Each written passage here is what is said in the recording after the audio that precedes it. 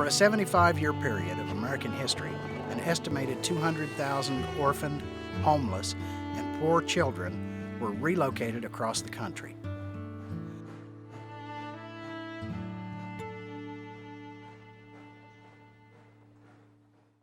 This program is funded in part by the Kansas Humanities Council, a nonprofit cultural organization promoting understanding of the history, traditions, and ideas that shape our lives and build community. This is the heartland of the country. This is the heartland of where the Orphan Train riders were placed.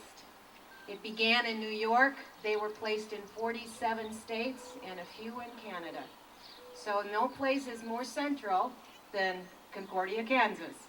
So we're thrilled that it's here, and we're thrilled that to be working with such a dedicated group as the National Orphan Train Complex, and we hope that this research center will be of great benefit to everyone across the nation as we try to get the word out about this important era in our history.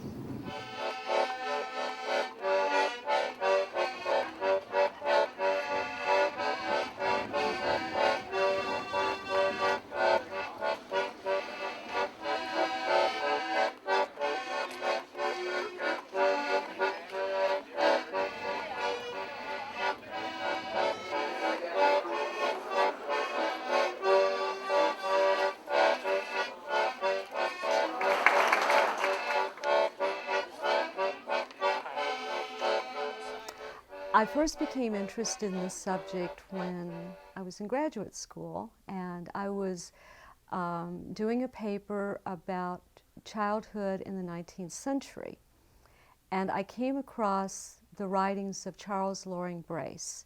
And Brace is considered to be the first person that really made the orphan trains work in the United States.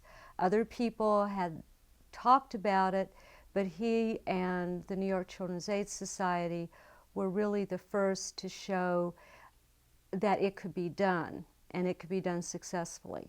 Certainly, you have to think about urban New York and Boston in the mid-1850s. There aren't any kind of real social networks that if people become ill, if, say, the breadwinner dies, we just didn't have the kind of social systems that we do today.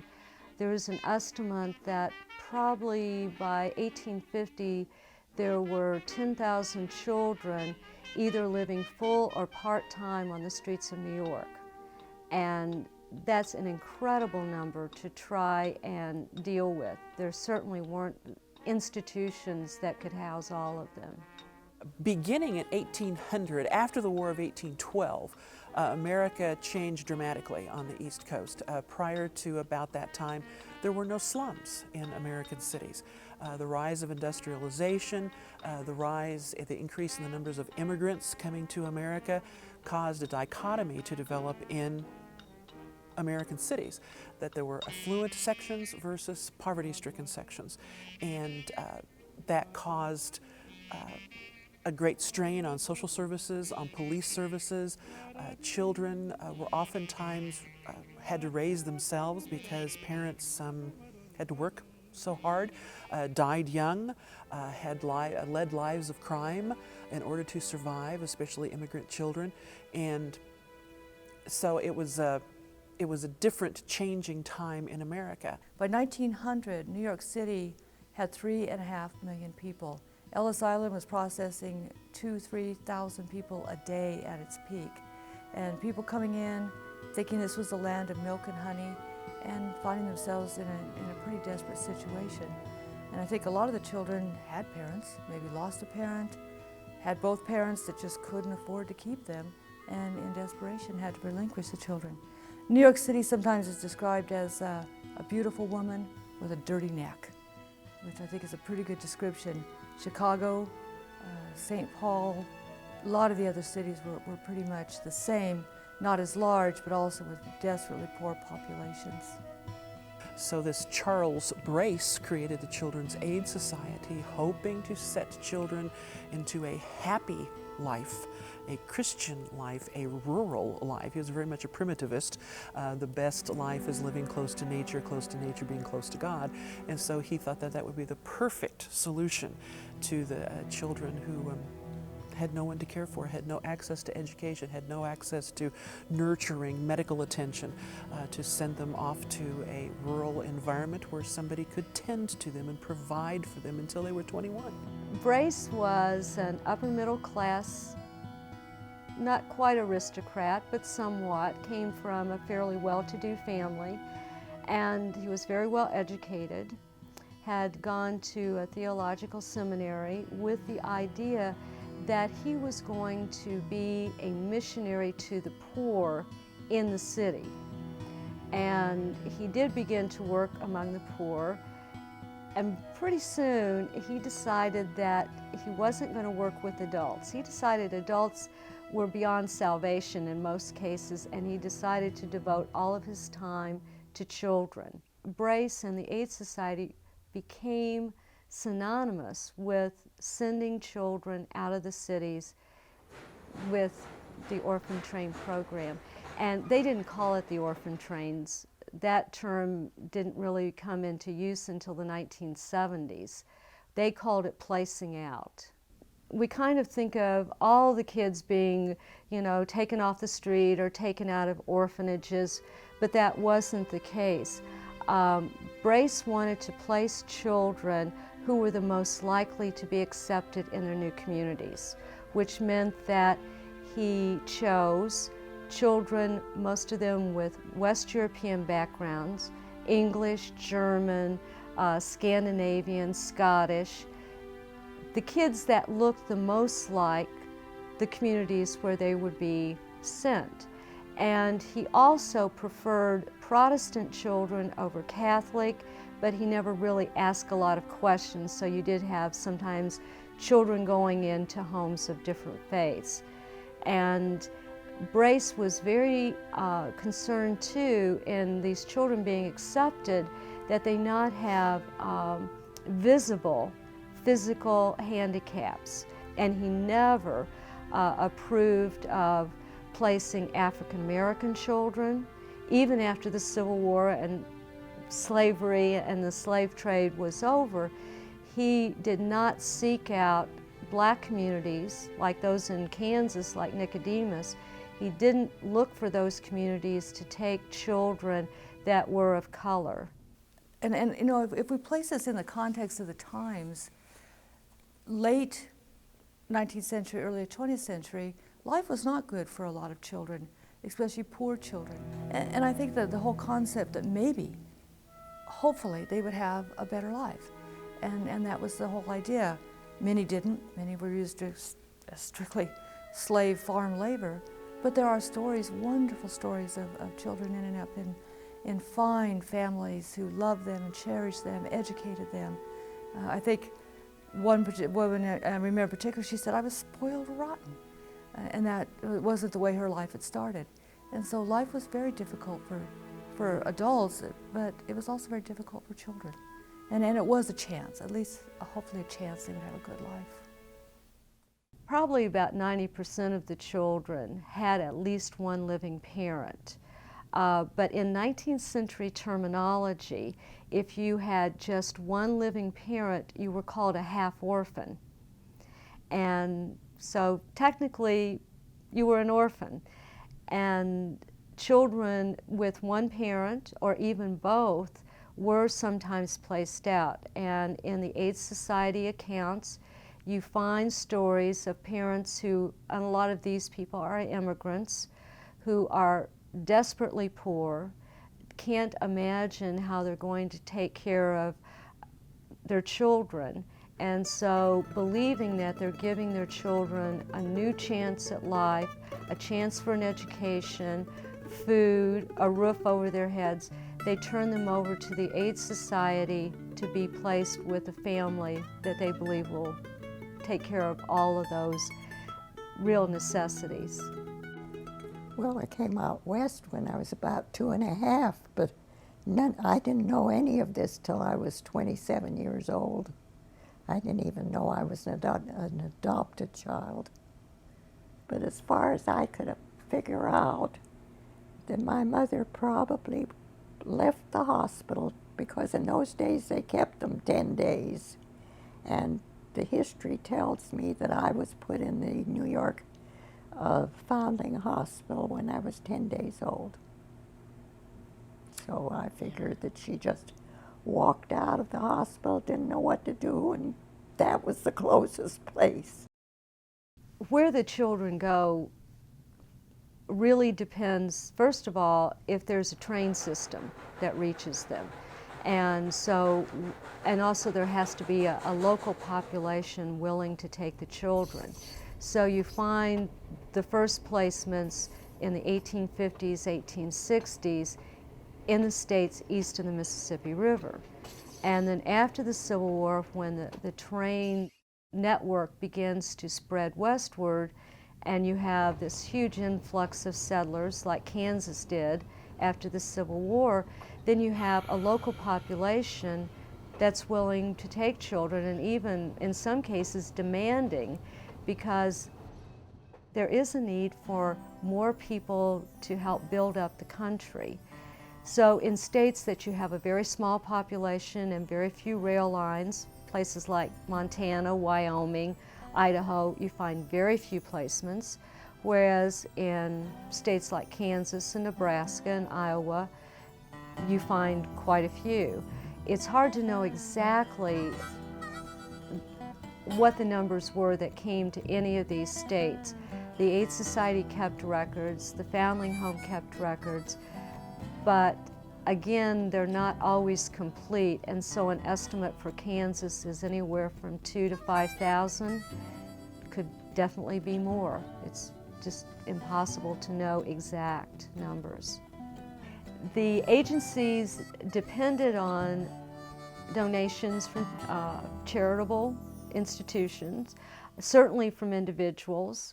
Lots of people sent money. It might be $1, it might be $5.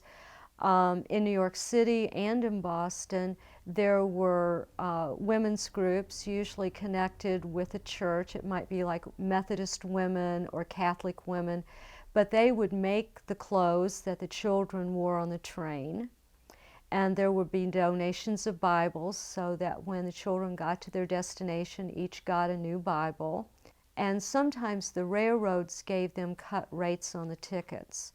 So there were a lot of cost-cutting possibilities, but they really did rely on people's charity. In about 1960s, we really were concerned about the orphan train because we knew that my father, whose name was Frank Rafferty, had come out here on the orphan train. And he had mentioned that there were many of these young people that came at various times, and there were others in the community of Victoria. And we had a misconception for many years that we thought an orphan train rider was a one-time situation where they just brought a train load out with a bunch of kids and that was it. But this went for many years. There were different times where they would send out orphans, and so my father came to Victoria in 1901. And then as my father became older, he said, you know, someday I'm going to retire and I need to get my birth certificate. He never could get a birth certificate. And especially on his marriage, you know, they needed a birth certificate. And he always knew that he came from New York, and he always called it Spikenduyvel. He said, I came from Spikenduyvel. And I said, my God, where is Spikenduyvel? And he said, well, it was along the river. And he said many of the kids wanted to leave the orphanage where he was at, and they would try to swim across the channel there in spite of the devil. And so therefore it became known as Spikenduyvel, which in German meant the devil. I've always been happy, he said, at least I got a chance to get out of the city, come out here and make something of myself. And he said, I started all over, so he said, I had a good life. She never knew anything about her family. I think that's one thing that bothered her. She really never knew who her mother was or who her father was. And you'd hear her talk about it sometime. You know, I don't know anything about my family, you know, who they were. And she had caught wind sometime that they was killed in an accident. So we never did know for sure not if that's what happened to them. Now, one time she tried to go back and research a little bit, and the thing that I was told at the time, that orphanage where she had stayed at had burned down. They'd lost all their records. Now, whether that was true or whether they just didn't want to pass them on, them days a lot of your kids adopted, they couldn't find out much about themselves. Now, we did find out then later after Mom died and he run that search, she was 2 years older than what she always claimed she was. But that's one nice thing about not having a record. You can claim what your age is. I just heard about it when I was taking care of my husband's great aunt before she died. And in talking, she would tell me of some stories about how it happened, and told me she had the clothes, you know, stored away downstairs. And after she died, then I found them, and I knew that's what they were because she had shared with me about it. So she was born in 1901, and I think she said she came in 1903. She said she was almost 3 years old. Came into Ellinwood, and she said her story was that they lined them up out by the side of the train, and she looked over and remembered seeing the lady in the black dress, and she selected her, and then she said they came towards them, and the rest got back on the train, those that were not taken. I actually overheard my mother, our Catholic priest, Father Ludger from Hyacinth Church, was visiting, and they were having a conversation, and there were other guests at our house, and somehow someone made reference to adoption, and my mother said, well, she said, I really never felt that I was adopted. My parents were so good to me. And she proceeded to speak of that, and I couldn't believe what I was hearing because I was by that time about 9 or 10 years old. And so the next day I approached her in a very careful manner to try to get her to talk about it, and it upset her. And she said, I really didn't want you children to know that I was adopted because I wanted you to treat your grandparents with respect, and as though, she said, they loved me so much and they loved all of you, and I just didn't want anything to change that relationship. She said, I had intended to tell all of you once you were mature enough and had left home, and she said, but as little children, I really didn't want you to know. But I heard that my grandfather, my father's father, was on the orphan train. And I don't know when that was, unfortunately, but he grew up in New York City and Brooklyn. And the story goes, this is all family hearsay, but there has to be a germ of truth to it all.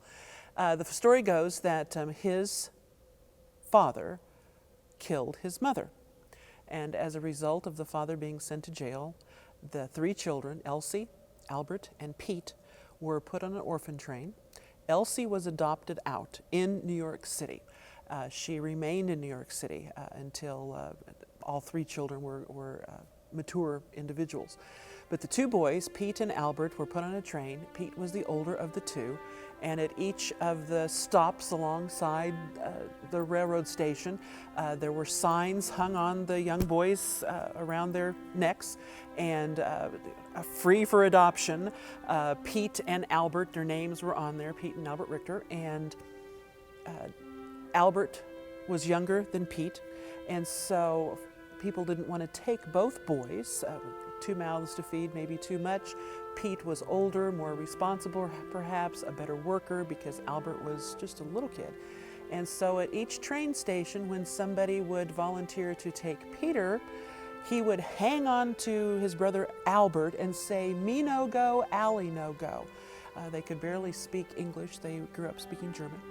And eventually at Soldier, Kansas, at the train station there, a man named Blankenbaker took both of the boys home to his farm, along with the monthly supplies that I suppose he had gone into town to pick up. And Pete and Albert then grew up on this man's farm near Soldier, Kansas. And the Aid Society only used one agent to take anywhere from, maybe 5 to 30 kids at a time on a train. And it's not that you just get on a train in New York City and you end up in Abilene, Kansas, or Clay Center, but you have to make stops, you have to change trains. There's one story from Leavenworth where they had to wait to change trains, and one of the boys in the group says, well, the kids had several hours layover, so they fan out around town. Well, that agent has to go and hopefully get them all back together. And the agent knows where they're going. There's a predetermined destination. They just don't go riding along and somebody says, oh, this looks like a good place. They know where they're going, and the agent has worked with a local group ahead of time. But the agent has to take care of all the needs on a train while they're traveling, food, kids get sick, and then when they get to their destination, make sure that the whole process goes smoothly, where the kids are literally put up before an audience. People look them over, decide who they might or might not want, and then the agent is responsible for talking to the prospective couple or single person and explaining what their responsibilities are. And the agents usually gave them a small card that listed all of their responsibilities, which included making sure the child had an education. One girl's reminiscence, she says, we were taken to a big building, and that big building could have been any number of places. It could have been the courthouse, and in many towns that was the case.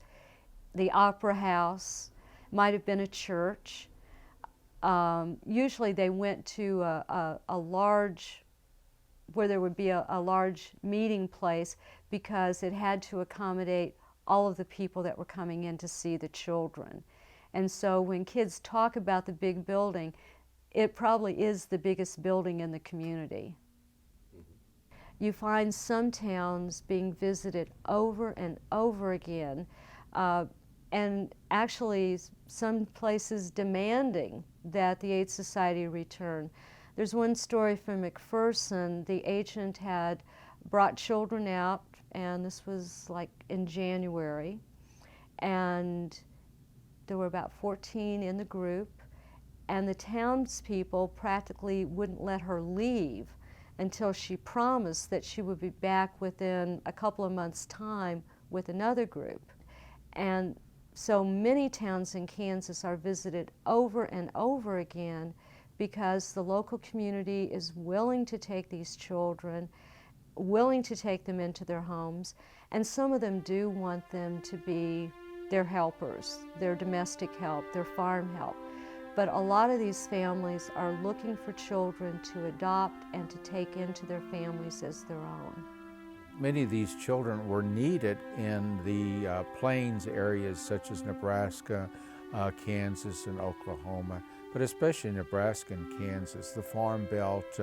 They needed young people to help with harvest, thrashing, raising cattle. Just there was a great need, especially for the young men. And so that's why I always said the boys were usually the first to be adopted off the trains. However, they needed, many of the women in the house needed extra help, and so they needed a girl to help with the household chores. We know from stories that some were just used for The girls never got to do more than 4 years of education, and they were used as maids to help along with scrubbing the floors, doing the washing. It isn't like today, so they had a lot of work in those days, preparing meals for all of these people, and so there was a definite need there. So that's one of the reasons why these children were placed into these particular states. Because these children are put up on a stage or some kind of raised area so that people in the audience can see them. And supposedly that's where we get the term up for adoption. Literally, I'm up here waiting for you to choose me. It kind of reminds me, those children being put up on the platforms kind of reminds me of a slave sale, where slaves were put up on the auction block and people came along and prodded them and you know, looked and felt and saw how many teeth they had. Well, the children suffered those kinds of indignities too, you know, at the hands of total adult strangers. That's scary.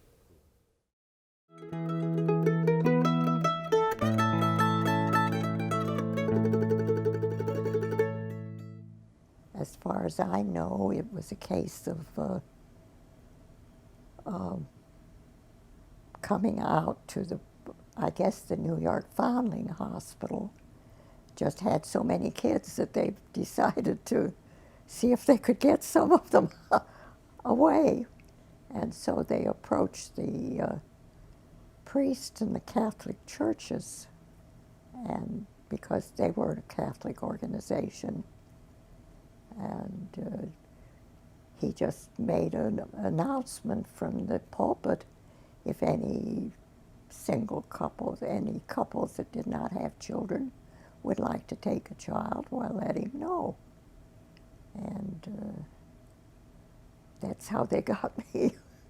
My father and mother raised chickens in their backyard, and I actually gave every chicken a name, and I could tell every chicken apart, each chicken from the others.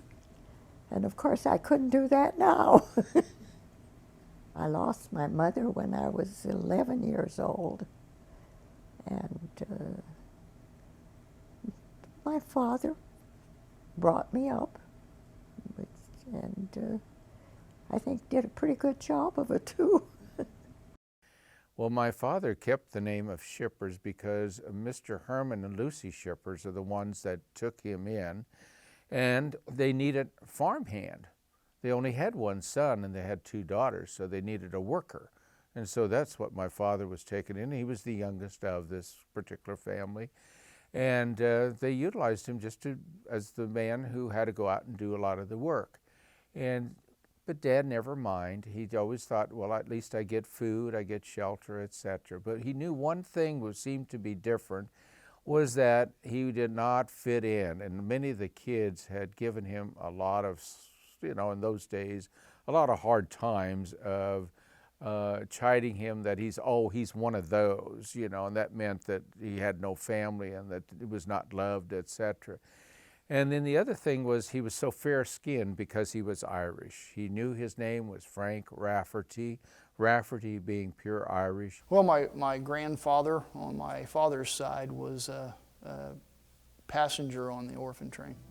It was commonly known, but not necessarily a topic of conversation very often. But yeah, it was well known that my grandfather had come from a family in New York. You know, it's a belief of mine, maybe not a fact, that a lot of the Orphan Train children were kind of slated as laborers to help out, and the Renner family, without having any male children, I believe that John was hoping to have a good farmhand to help him. In fact, in later life, he basically was willed and inherited the farm and took over the family farm. My grandfather would have been 7 years old when he left New York, just old enough to probably get acquainted with, you know, what was going on in normal life. And then arriving in Kansas, I mean, he grew up at a place that was known as the trading post for the area, and it was not uncommon to have had a lot of Indian stories and cavalry stories. The Fort Riley post and the Fort Kearney post rode cavalry columns by that house quite often. So I would have thought to a 7-year-old boy, he would have probably maybe read about Western stories in the comic books or whatever, but then he was actually out here living it. He left New York with, I believe, 4 or 5 siblings. A couple siblings stayed in New York, so we're a little unsure of how many actually were on the train. But over the course of the distance coming out here, he was the last one. And I'm sure as a 7-year-old, that would have been a traumatic experience to have seen your brothers all getting off the train. So he didn't speak of that with fond memories.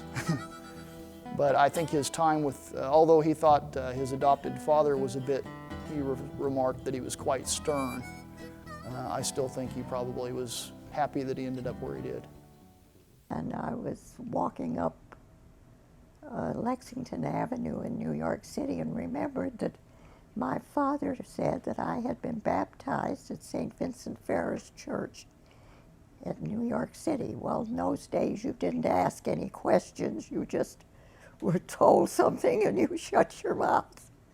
So I decided to go into that church and ask for my baptismal certificate.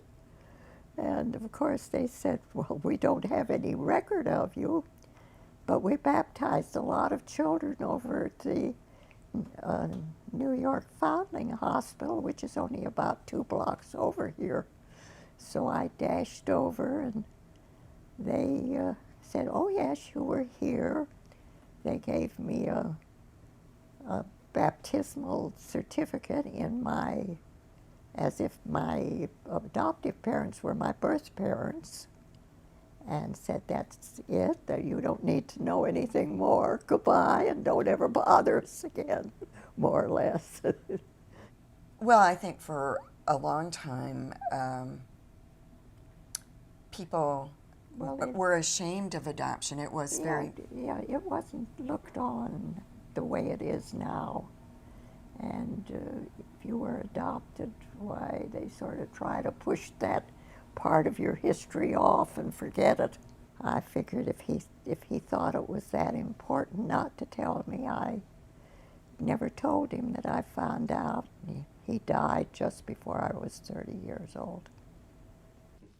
Since they traveled a lot, they went back to New York in 1953, but she was quite a bit older by then, and she was going to maybe just see what she could find out. But they told her there that everything, the records, everything had been burned in a fire. She had her picture taken in front of the New York Foundling Home, which I thought was kind of neat.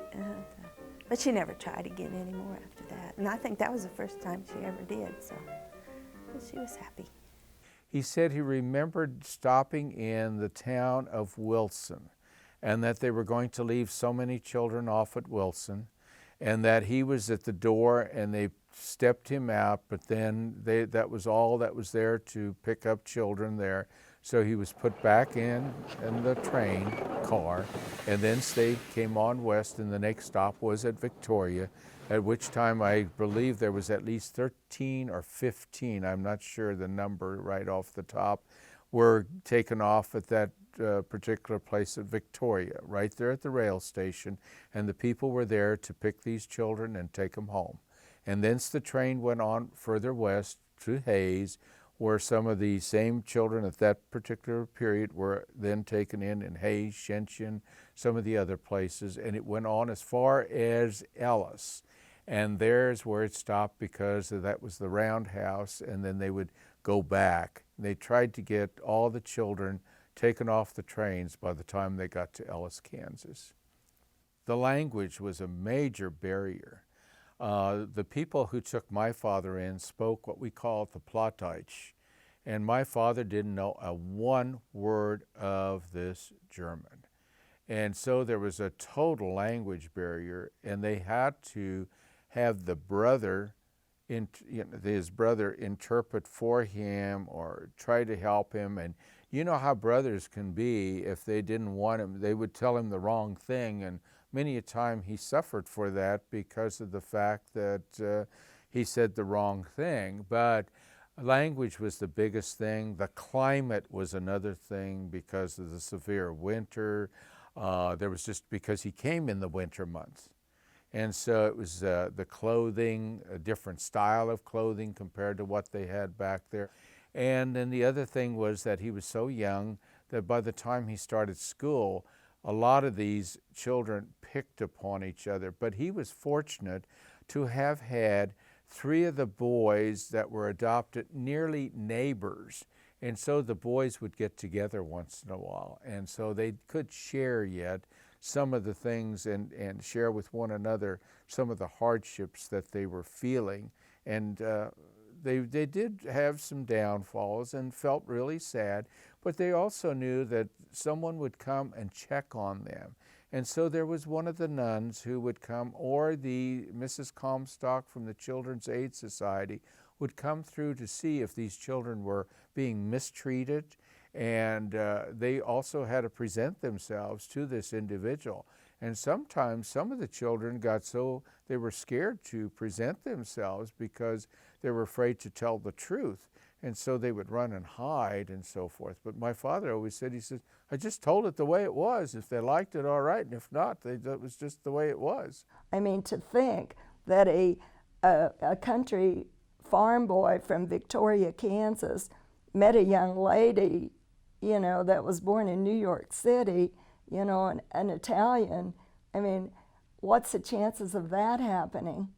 So I feel, when I think of it today, I feel so grateful to the, you know, the Catholic Charities for arranging for the homeless children of New York to be placed in a home where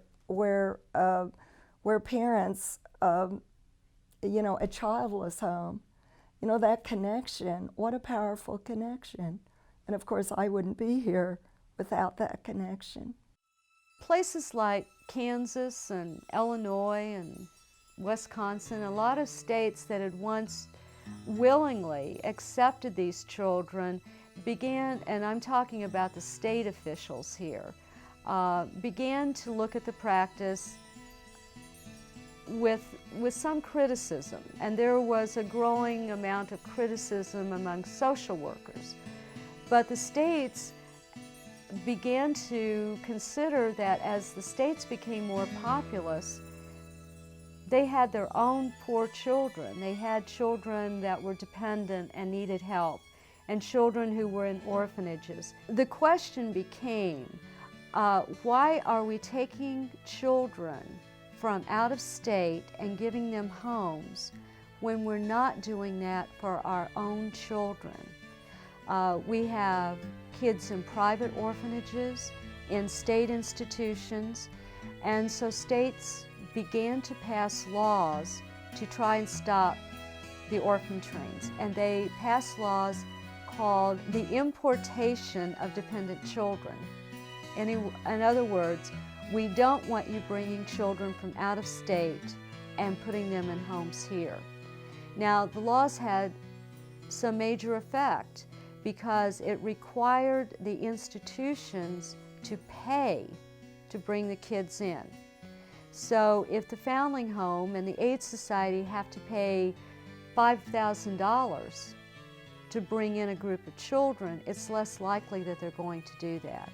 And then there was just such a growing amount of criticism that slowly all of the agencies that had once placed out children on the orphan train stopped, including the Aid Society. And it was the last one to stop.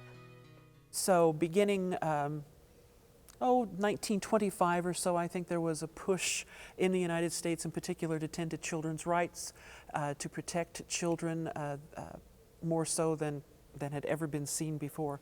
So it was a time in the United States that saw the rise of public reform and civic reform, welfare reform, and so I think that's probably the voice that stopped the orphan trains more than anything else.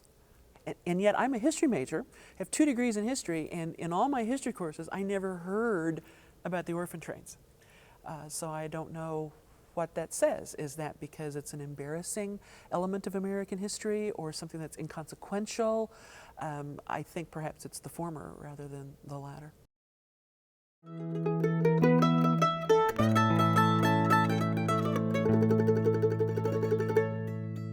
One of our employees at the college had seen a presentation at a state meeting, and it was on the orphan train.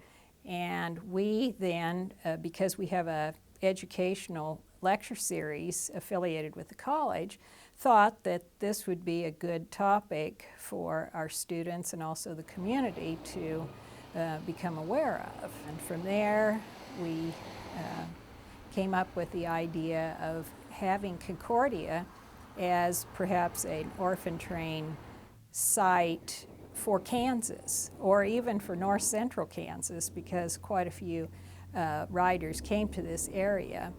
And then it became a national museum project. Of the 250,000 estimated riders, it's felt like there are only 150 of those still alive today. People knew that they had this past, but no one really thought it was anything out of the ordinary. Well, a number of years ago, Beth Carlgren Whistler, generously offered the use of the depot as a museum or some cultural site for the community. And at that time, there wasn't any need developed for it, but it wasn't very much longer that we became aware here in Concordia that Mary Ellen Johnson of Springdale, Arkansas, who had formed OSA, the Orphan Train Heritage Society of America, was looking for a new home for that organization. And her goal was not only to find a new home for it, but to establish an office, a research center. And the depot was still available to us, and we started to pursue that. What stood out at that celebration was the dedication of the Morgendale Research Center, which is our new building. And the ground was broken on that the year earlier when the family, the Morgan family, was able to take part in that. But a member of our committee, Darrell Dowell, who also had a father who came on the orphan train to Belleville, Kansas, he is in that family and was able to take a shovel that had belonged to his father, who came on the train, and use it for the groundbreaking. And he's no longer with us. So last year at the celebration was kind of to honor Darrell too, and helping us get this whole project started and now nearly finished. Just like the writers before us, we face multiple challenges. With their resolve, though, it will happen. They built the road for us, and it is incumbent upon us to complete the project. Let's do for them what they did for us. On behalf of my granddad, my father, the entire Morgan and Dowell families, thank you for making the dream of many take shape. With the Morgendale Research Center, we can celebrate the past as we challenge the future. My father, John, came to Ottawa, Kansas in April of 1915 when he was 2.5 years old. We did not know the exact date of his arrival in Kansas until we received a document from the Orphan Train Heritage Society after I became a member. We found out that he came when he was 2.5, and he was talked about in the local paper as a friendly little blue-eyed boy. He was sent out from New York as a ward of the Children's Aid Society. Many of you, both writers and descendants, remember Anna Laura Hill. He always called her Annie Laurie. And when he told me memories of her, his one memory is big woman, big hats. And I want to publicly, in front of all of you, thank my father for all he has done for me. I consider myself blessed to be his daughter, and I am thankful so much for this organization, these buildings, to preserve a part of history that must be preserved, and hopefully will teach future generations how wonderful these people are. And they are truly and very much the backbone of America. Thank you.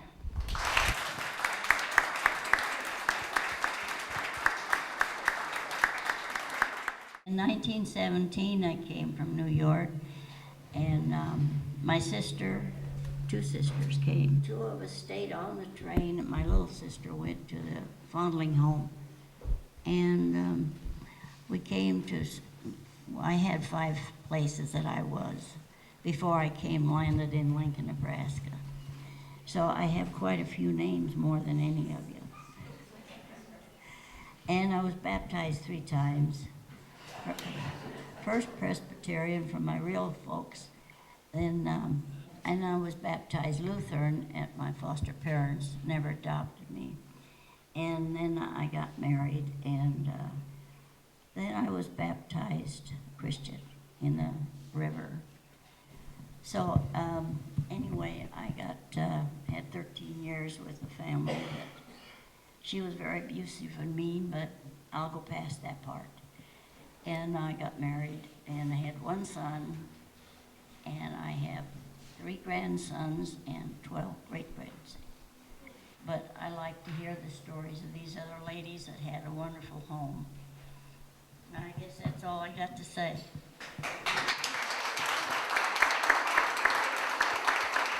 It was such a large part of our history, and at such a crucial time in the development of the United States, that a lot of children that maybe would have never come to this part of the state, at least during that time, were transported out here, and a lot of their belief systems and different things they grew up with were transferred out here, and they helped develop a lot of these states through, their farms, and then they took over after their parents, and so they brought a lot of what they had from their previous families and their previous experiences out here.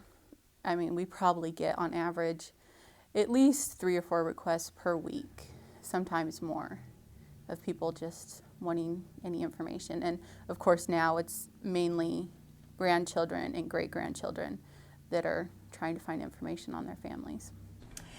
She really didn't know about the orphan train until the 80s. I think there was an article in the Smithsonian magazine about the orphan train from the Children's Aid Society and the baby train from the foundling home. And then it kind of dawned on her, and she became active in the Orphan Train Heritage Society of America. When she moved here, the Nebraska people had annual reunions. All the orphan train riders got together, and they were really like brothers and sisters to each other. And I think that would be true nationally. They have a special bond that's just very touching. They really do regard each other as brothers and sisters, and they're great people. All of them are survivors.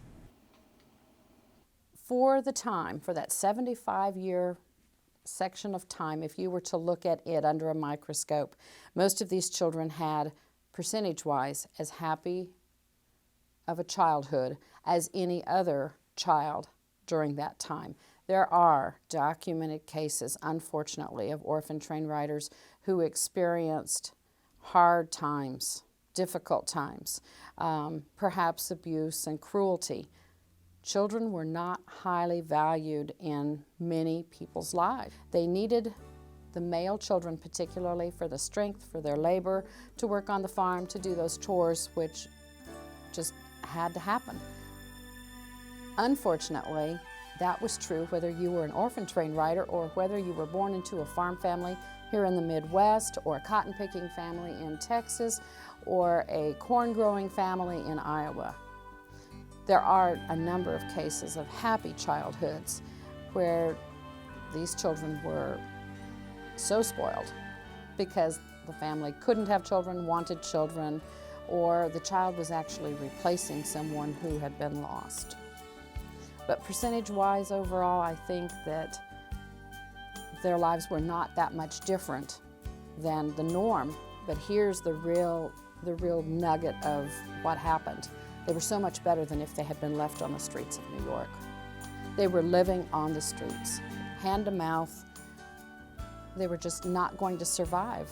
Or if they were, their fate would surely have been awful. I think it was probably one of the greatest things at that time that was ever thought of. Out here, you found a lot of people that was moving out here and farmsteading land. In those days, to make a farm work, you had to have a family. I mean, it took everybody to work and to make it work, you know. You had to raise your cattle and your gardens, and all this had to be done. And it was good. It gave them a place to work and do stuff, and rather than wander the streets like a wild animal. And I don't think my mother could ever walk back and say it was a bad thing that she came out here. I mean, it was a place she got raised and was able to raise a family. And I guess that's what we all dream of, you know, to have a family and accomplish something. But one thing regarding the orphan train that always touched me deeply was that when my mother would run into other friends that were on the orphan train, they would embrace each other as though they were siblings. That bond was so apparent.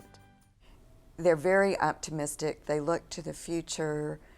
They don't whine about what's happened to them. I just think they're terrific, warm people who are very positive in their outlook and just very strong people. I have a lot of respect for them. I have to agree with the whole concept that staying in some of the big cities in charity orphanages was not a good alternative. And if they came west, some might find loving families. And I don't know that there were alternatives that really were viable for the overwhelming number of orphaned, abandoned children on the streets of New York, the children that could no longer be cared for by their families. There just didn't seem to be a lot of options at the time. And I think if I'd have lived during that time, I'd have said, well, let's give it a try. And if it hadn't been for what the New York Foundling Hospital and the New York Children's Aid Society had done, those kids were just sleeping any place. So I think it was a very good move. American history is a tapestry, and the thin, lighter color threads are often ignored in lieu of discussing the brighter parts of the fabric. And I think that the Orphan Trains is just kind of a footnote in history.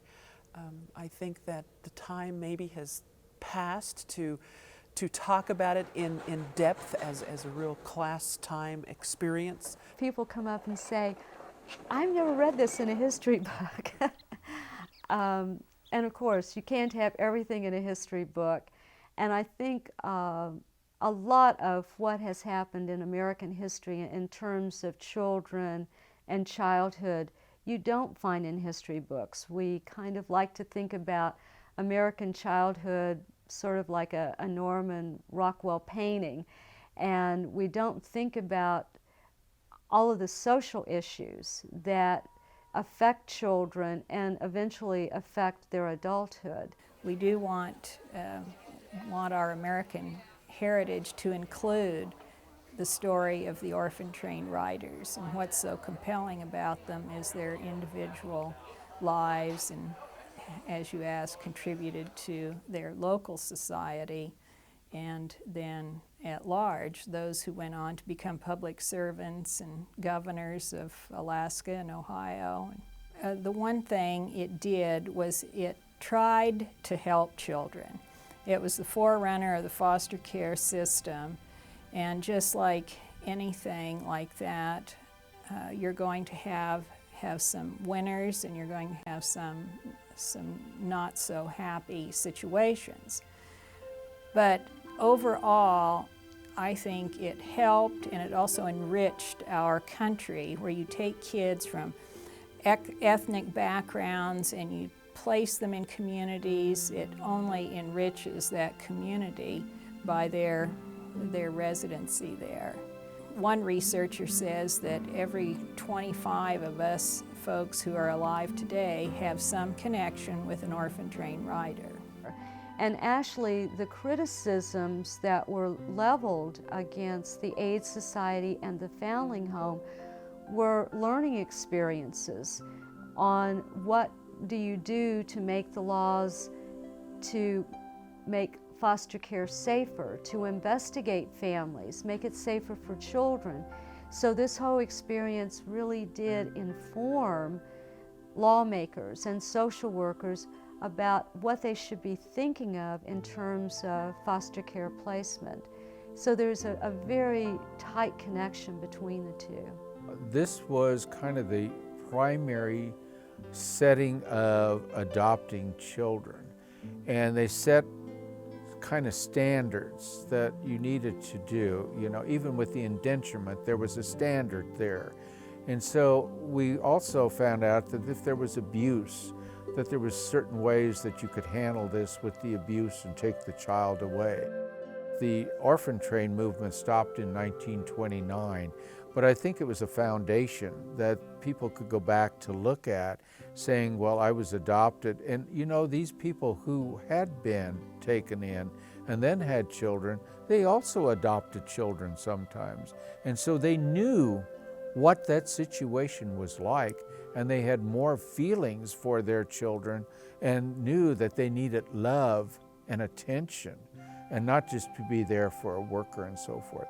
That is one point that I think has really been stressed, that these children needed, was some love, affection, and being wanted, and not to be just discarded and so forth. And today I know that we have very strict rules, you know, but still many of those are broken today yet, and they were broken back then. And so it's just that we hope that these children all get good lives, live happy ever after.